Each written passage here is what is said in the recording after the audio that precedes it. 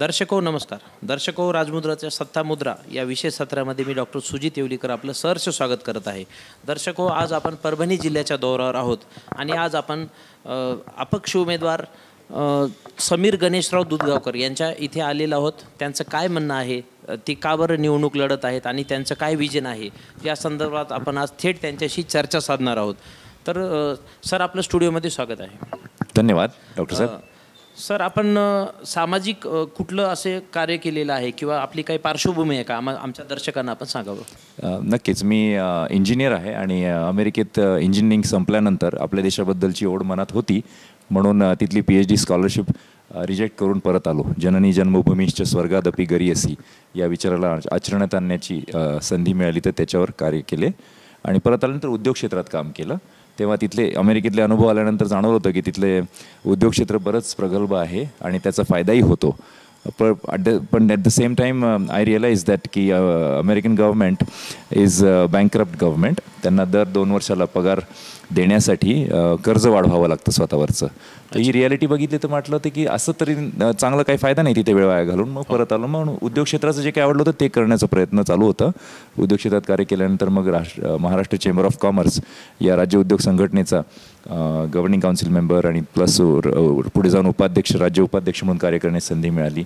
त्यातनं मग आम्ही ॲडव्होकसी करत करत गव्हर्नमेंट लेवलमध्ये राज्य सरकारच्या माध्यमातून काही शेतकऱ्यांसाठी किंवा काही विद्यार्थ्यांसाठी असं सामाजिक योगदान देण्याची संधी होती ते केलं.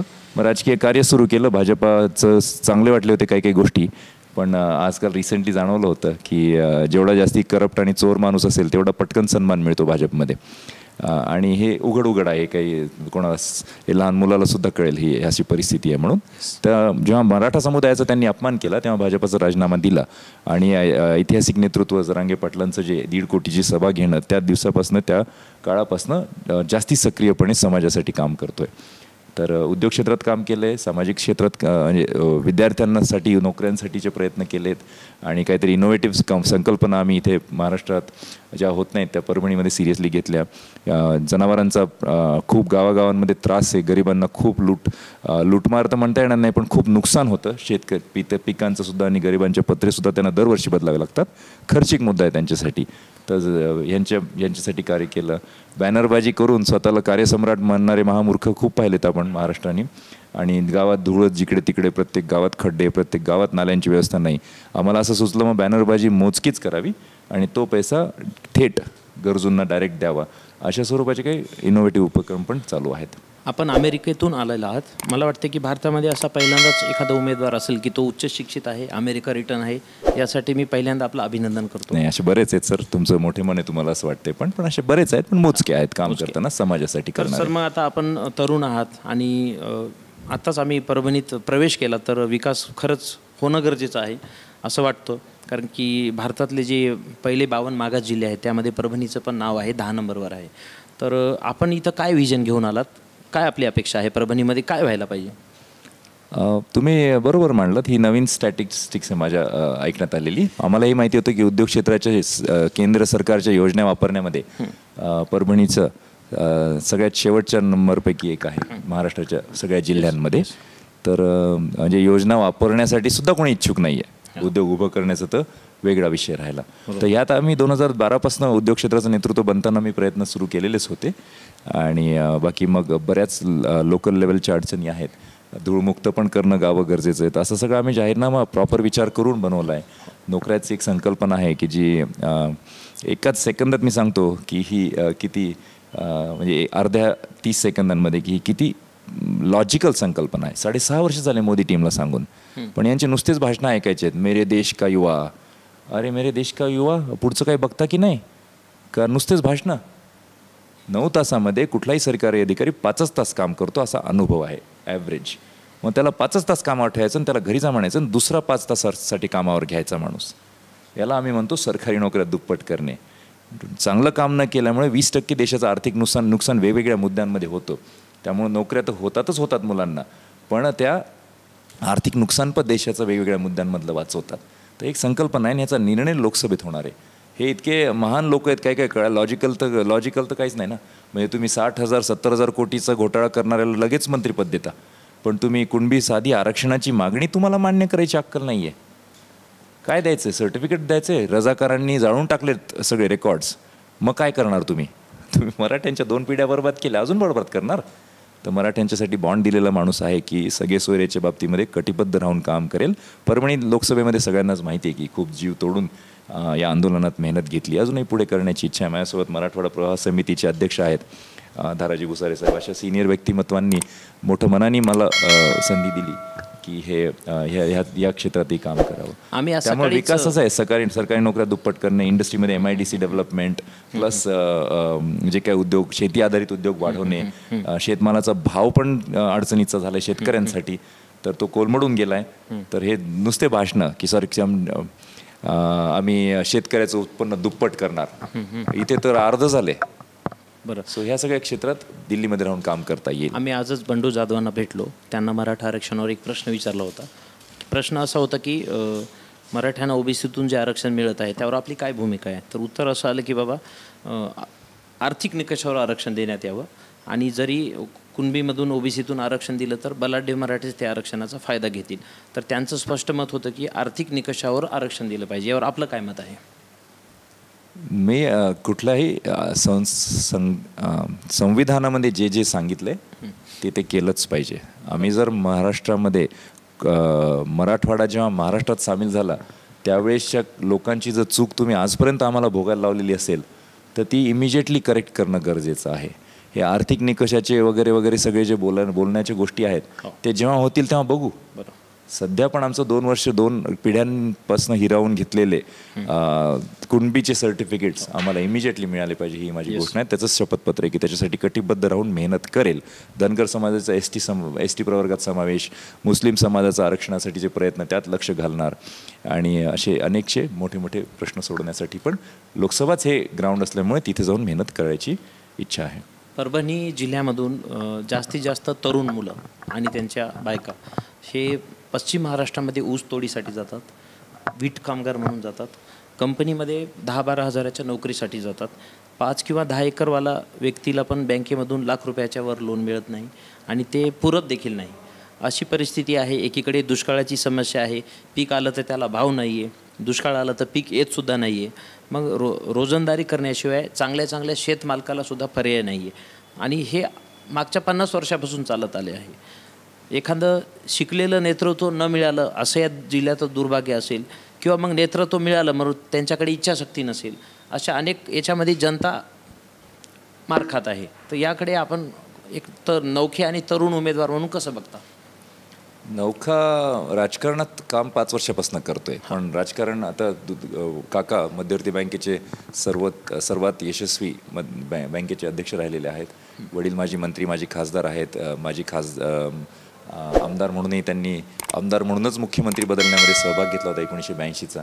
त्यामुळे राजकारण जवळून पाहिलेलं आहे. तरी मी पण उशिरा काम सुरू केलं. आत्ता 5 वर्षांपासून पूर्ण ठरवलं की समाजाप्रती आयुष्य अर्पित करायचं, कारण त्यातच खरा आनंद आहे. हे माझं भगवद्गीतेचा अभ्यास सांगतो आणि कायमच हे मनामध्ये होतं, तर ते करायचंही ठरवलं आहे. त्यामुळं हे जे चांगल्या नेतृत्वाचं नुकसान करणारे जे काही पाटलं होते ना, की हे चांगला नेता नको बाबा, आपल्याला भ्रष्टाचार करायचा, आपल्याला लुटायचं आहे, त्यामुळे चांगल्या लोकांच्या दूर राहा, चांगल्या नेत्यांपासून सगळे पिढीच्या पिढी बाजूला ओढून स्वतःचा शहाणपणा करण्याचा काही प्रयत्न करणाऱ्या लोकांमुळे ही अडचण झाली आहे. परभणीमध्ये जे झालं आहे तिथे मोजके चांगले नेतृत्व झालेले आहेत, जसं शिवाजीराव देशमुख किंवा शेषराव देशमुख किंवा गणेशराव दुधगावकर माझे वडील. जर कोणी मुख्यमंत्री बदलात सहभागी होतो, कोणी बजाज फॅक्टरी जर तिथे आणण्यामध्ये एक महत्त्वाचं व्यक्तिमत्व असतं, औरंगाबादमध्ये बजाज आणताना देशाचा पहिला सहकारी खत कारखाना जर कोणी उभा करतो, अनेक समाजातल्या लोकांना कोणी आमदार खासदार बनवण्यामध्ये सहभागी असतो, तर त्याच्यापेक्षा अजून किती प्रगल्भ नेतृत्व व्हावं. आणि नको त्या लोकांच्या नादी लागण्यामुळे परभणीची एवढी वाताहत झाली आहे. आणि योग्य दृष्टिकोन ठेवून जर कार्य केलं, इथे करण्यासारखं खूप आहे. सगळ्यात जास्ती सिंचन असलेलं क्षेत्र आहे परभणी जिल्हा, सगळ्यात जास्ती सिंचन असलेला जिल्हा आहे. मग तुम्ही असं दुष्काळाचं कसं काय उल्लेख होतो? सिंचन वाढलं पाहिजे ना, आणि वाढलेल्या सिंचनाचा फायदा पण घेतला पाहिजे लोकांनी. म्हणजे काहीतरी स्पिरिट चुकतंय, हे काहीतरी ॲटिट्यूड चुकतं लोकांचं, नको त्या नेत्यांच्या नादी लागल्यामुळे. म्हणून मला ही घोषणा आवडली आहे, मराठा युवकांनी शोधून काढलेली. चुलीत गेले नेते, चुलीत गेले पक्ष. आम्ही त्याला जोडले पुढे, निवडून आणा सगळेचा पक्ष. जे आम्ही इथे जरी बोललो तरी पाकिस्तानात करून टाकलंय. माहिती आहे तुम्हाला, लोकसभेमध्ये सगळे पाकिस्तानमधले अपक्ष निवडून आणले त्यांनी इम्रान खानच्या फेवरची. त्याला जरी जेलमध्ये टाकलं तरी त्यांच्यापेक्षा तर नक्कीच हुशार आहेत महाराष्ट्राची जनता. नवाज शरीफांनी इम्रान खान यांचं सगळ्यात आधी चिन्ह गोठवलं, त्यानंतर त्यांना जेलमध्ये टाकलं आणि नंतर त्यांना निवडणूक लढण्याची परवानगी दिली, परंतु त्यांना फक्त 15 मिनिटेच प्रचार करावा अशी सुप्रीम कोर्टाने तिथले आदेश दिला. त्यानंतर इम्रान खानच्या लोकांना असं सांगितलं की आपण त्या पक्षाकडे निवडणूक लढणार नाही, म्हणजे तुम्हाला चिन्हही नाही, त्यानंतर पक्षही वापरता येणार नाही आणि निवडणुकीला नॅशनल टी व्हीवर तुम्हाला प्रचार करता येणार नाही. शेवटी मग काय करणार, तर इम्रान खाननी जेलमधून सांगितलं की तुम्ही अपक्ष उभे राहा आणि असं करून इम्रान खानच्या पार्टीनी 125 खासदार निवडून आणले. बरोबर आहे. आणि त्यानंतर देखील ह्या अपक्षांना फोडण्याचं काम नवाज शरीफांनी केलेलं आहे. ते ठीक आहे, पण निवडून आणले, जनतेचा झटका हा पाहिला ऐतिहासिक सगळ्यांनी. घटना आहे. आपण विषय काढला म्हणून मी सांगतोय. नाही बरोबर आहे, माहिती असलं पाहिजे की काय घडतंय जगामध्ये. Yes, yes. आणि त्याची मांडणी आम्ही इथे करतोय. आम्ही तेलंगणाच्या इलेक्शन, राजस्थानच्या इलेक्शनला मी म्हणायचो दल मत देखो दिल देखो, आणि त्या माध्यमातून चांगल्या लोकांना पुढे घ्या. आपण या लोकसभेला सामोरे जाताना विद्यमान खासदारांनी कोणते विकास कार्य केलेत परभणीमध्ये असं सांगू शकतात?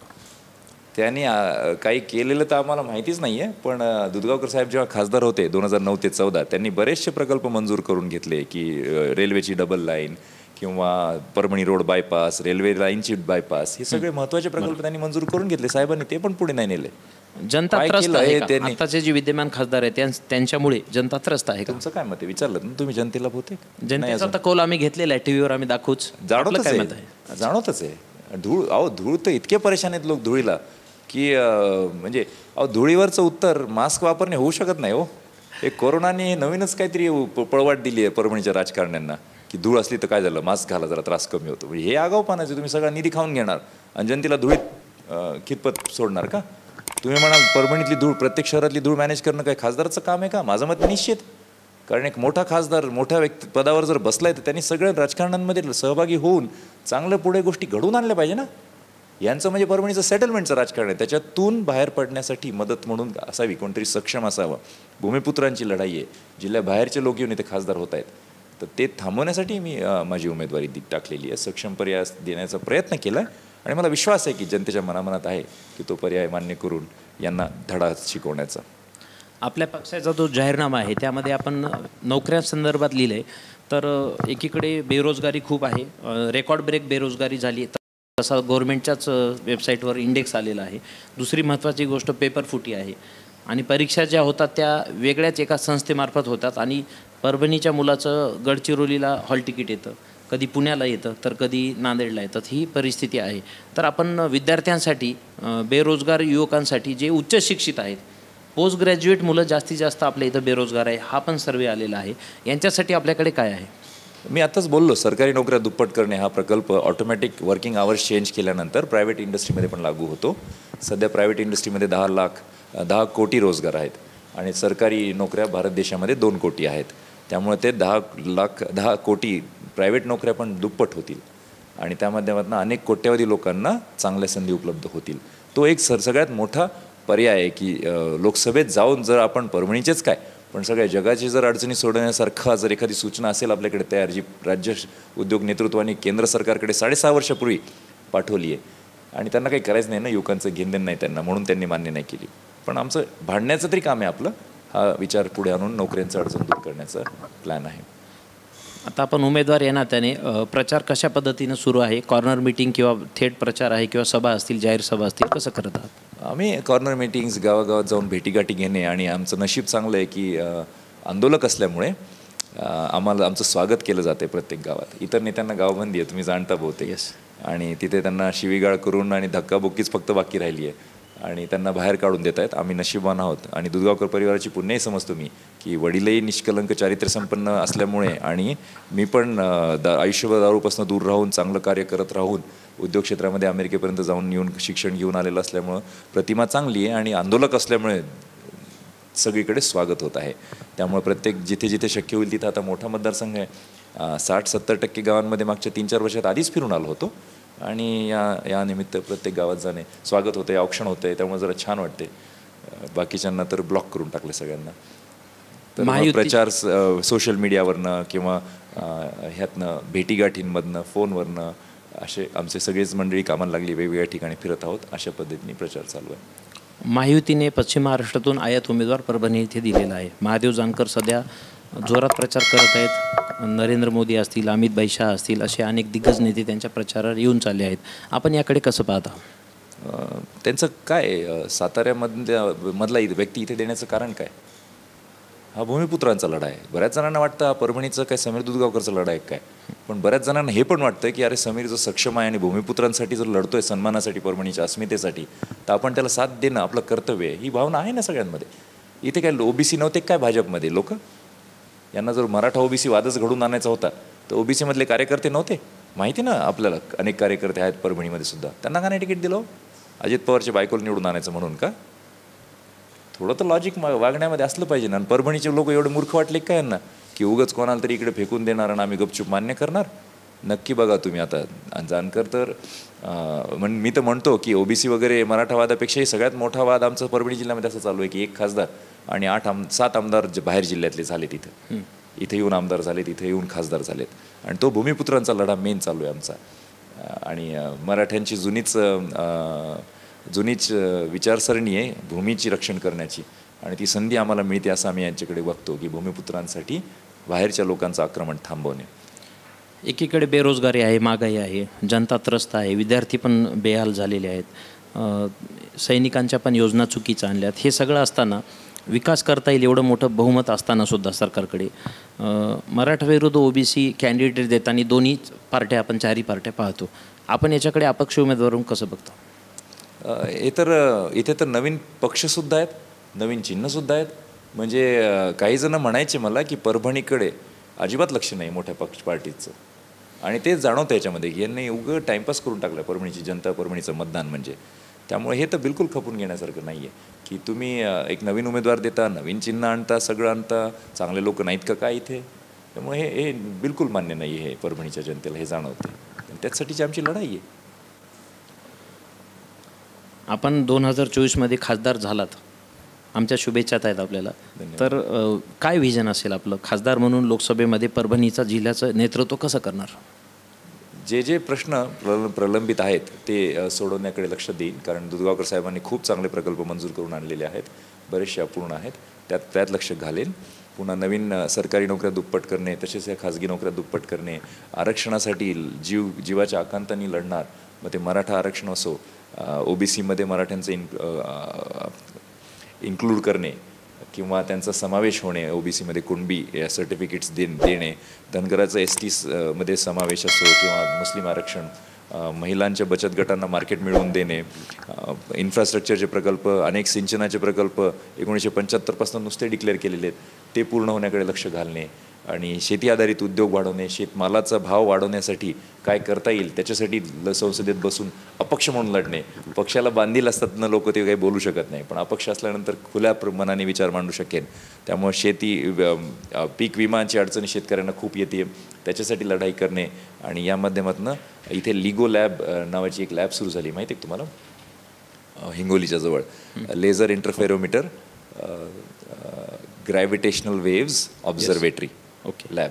ही पूर्ण एशियामध्ये एकच आहे लोकेशन, ते जे इथं आलं आहे परभणीजवळ. तर त्याचं जर एवढं स्पेशल लोकेशन परभणीमध्ये जर आहे, तर आमची इच्छा आहे की त्याचं इथे यूज होऊन त्याच्या आधारावर कोणी चांगले उद्योजक इथे येऊ शकतील का.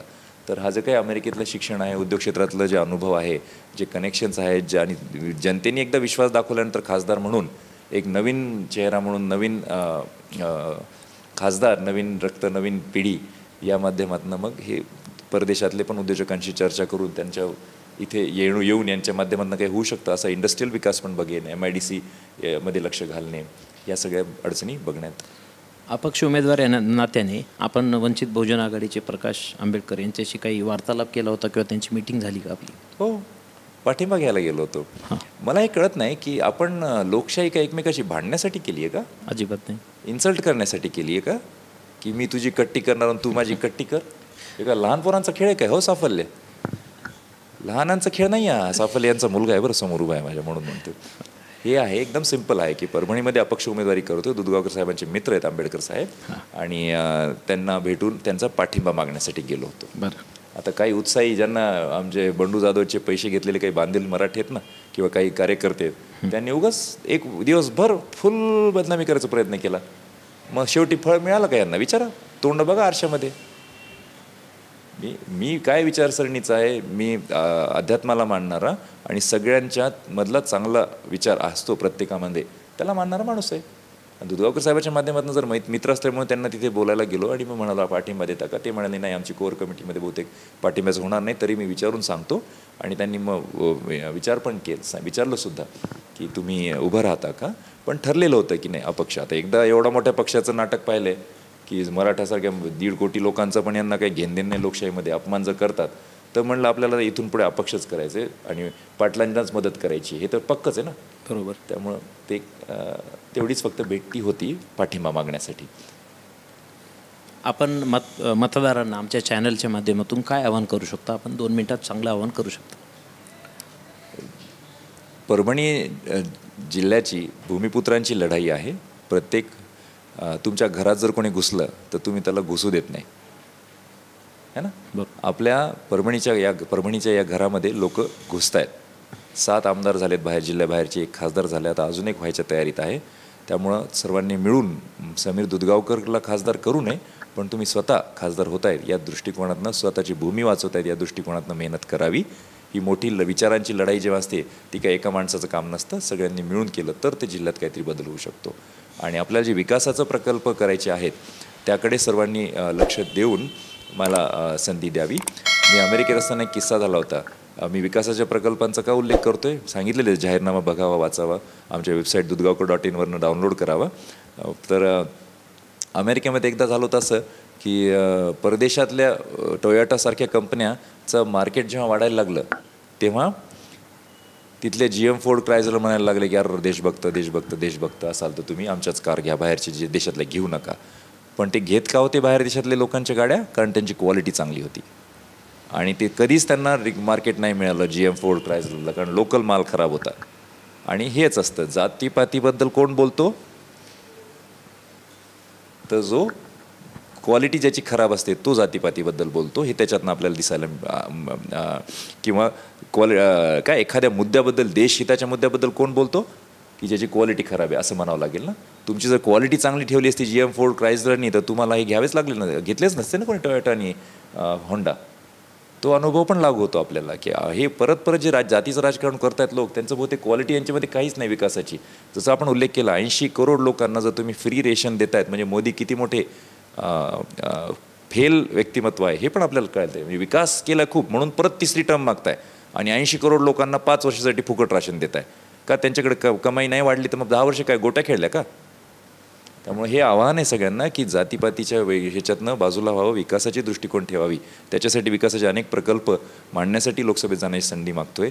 कधीच कोणताच तिसरं अपत्य झालं की यांची अक्कल चालते आणि म्हणतात की जिल्हा परिषदमध्ये नाही येऊ द्यायचं देशहितासाठी. एक अजून विचार सुचला आहे आम्हाला सत्याची कास धरून की 3री टर्म पण कोणाला करू द्यायची नाही, आमदारकी असो का खासदारकी असो. मग हे देश काहीतरी भ्रष्टाचाराच्या विळख्यातनं बाहेर येऊ शकेल. हे सगळं करण्यासाठी म्हणून संधी मागतोय. विचाराला समजून घ्याल. वैचारिक आहे, जिल्हा वेगळा विचार करणार आहे.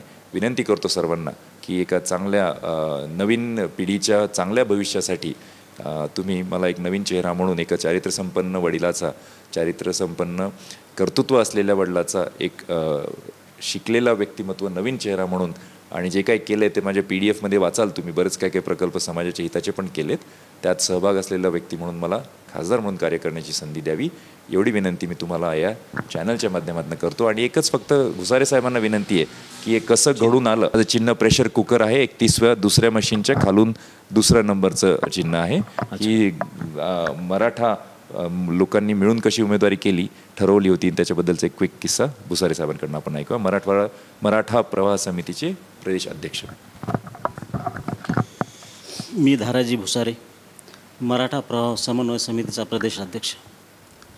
25 मार्चला आमच्या संघटनेसह परभणी जिल्ह्यातील सर्व संघटना एकत्र आल्या आणि एकत्र येऊन परभणीसाठी विकसनशील, दूरदृष्टी असलेला, सुशिक्षित आणि निवडून येण्याची ज्याची कॅपॅसिटी आहे असा उमेदवार आम्ही समीर दुधगावकर यांना पुढे केलं आणि त्यांनी निवडणुकीला उभं टाकावं अशी आम्ही सर्वांनी विनंती केली आणि ते इलेक्शनला उभं टाकले.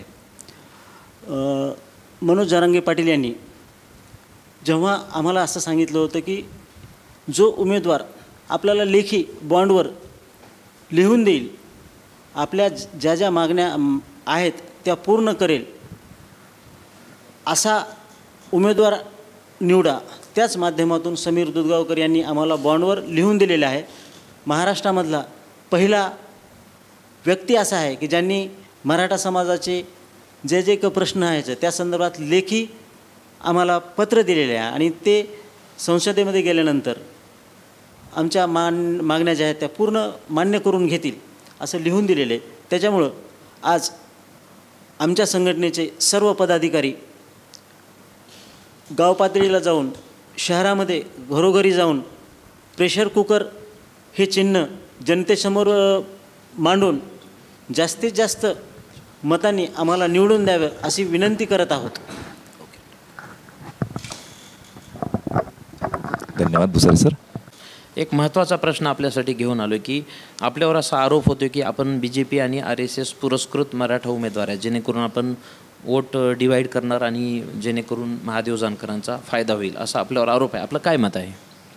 असं जर BJPला करावं लागतं तर BJP किती फेल पार्टी आहे यातच सगळं काही दिसून येतं. आणि कसं असतं, शेवटी जिभेला हाड नाही ही एक म्हण आहे आपल्या समाजामध्ये, आपल्या संस्कृतीमध्ये. जर मला BJP एवढीच जर प्रिय असली असती तर मी मराठ्यांचा सन्मान जर त्यांनी नाही केला म्हणून त्यांना लात मारून कशाला बाहेर आलो असतो. कारण आज जगातली सगळ्यात मोठी पार्टी म्हणून घेतात BJPवाले स्वतःला. दुसऱ्या पार्टीचे लोक स्वतः घेत राहतात पण स्वतःला म्हणून घेतात की सगळ्यात जगातली मोठी पार्टी, आणि हे सगळं खोटेपणावर चाललेलं आहे त्यांचं. त्यामुळं एकदा मी विचारसरणीचा आहे, एखाद्या गोष्टीला जर नाही म्हणलो तर तिकडे परत जात नाही. आणि मी म्हणलं सगळं जिभेला काही हाड नाही साहेब. मग बरेच, आणि हे होणं पण असं वाटू पण शकतं एखाद्याला असं, कारण मराठ्यांचा काय अनुभव आहे की पाटील येईपर्यंत याच्या आधीचे बऱ्याच समाजातल्या कार्य करणाऱ्या लोकांनी समाजाला विकलेलं आहे, समन्वयक म्हणून घेणाऱ्यांनी.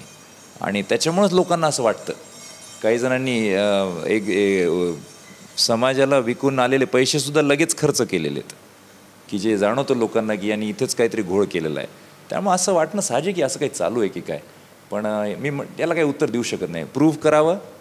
मी सध्या भ्रष्टाचाराचं सर्वोत्कृष्ट उत्तर म्हणून मी सांगितलं आहे की प्रत्येक उमेदवाराने उभं राहण्याच्या आधी त्याची स्वतःच्या वाट्याची अर्धी प्रॉपर्टी दान करावी. नंतर काय करायचं ते बघून मी माझी करून बसलो आहे. बाय दी वे माझं गणित चालू आहे. मला माझ्या वाट्याची अर्धी प्रॉपर्टी 2 लाख बाकी आहेत, तेवढं मी करेल. आता आचारसंहितेत करता येत नाही, ते भ्रष्टाचाराचं उत्तर आहे. मग तुम्ही का नाही करत कोणी? मग नुसतेच भाषणं का की आम्हाला जनतेचं भलं करायचं वगैरे. त्यामुळं या अशा वागण्यावरून लोकांचं आपल्याला गॅरंटी येते. नुसतेच भाषणांवरनं, नुसत्या शब्दांवरनं करता येत नाही. त्यामुळे या जिभेला हाड नसणाऱ्या लोकांना काय उत्तर देत बसणार ना.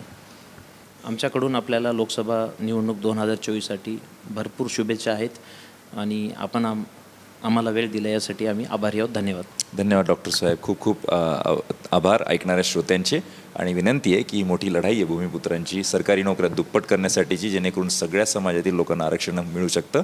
सर्वांनी मदत करावी, सगळ्यांना समजून सांगावं आणि एका चांगल्या युवकाला एक चांगले देशहिताचे कामं करण्यासाठी अपक्ष उमेदवार म्हणून तिथे जाण्याची संधी मिळवून द्यावी, जेणेकरून तिथे जाऊन चांगल्या मुद्द्यांवर भांडू शकेल, सर्वपक्षीय लोकांना अडचणीत आणू शकेल. धन्यवाद. तर दर्शको, हे होते परभणी लोकसभा मतदारसंघाचे अपक्ष उमेदवार समीर गणेशराव दुधगावकर, जे की उच्च शिक्षित आहेत, अमेरिका रिटर्न आहेत आणि त्यांचं मॅनेजमेंट देखील खूप चांगलं आहे. मराठा आरक्षणासंदर्भात त्यांना भाजप पक्षाची काही भूमिका पटली नाही, त्यामुळे त्यांनी त्यांचा सदस्यत्वाचा राजीनामा दिला आणि अपक्ष म्हणून ते निवडणूक लढत आहेत.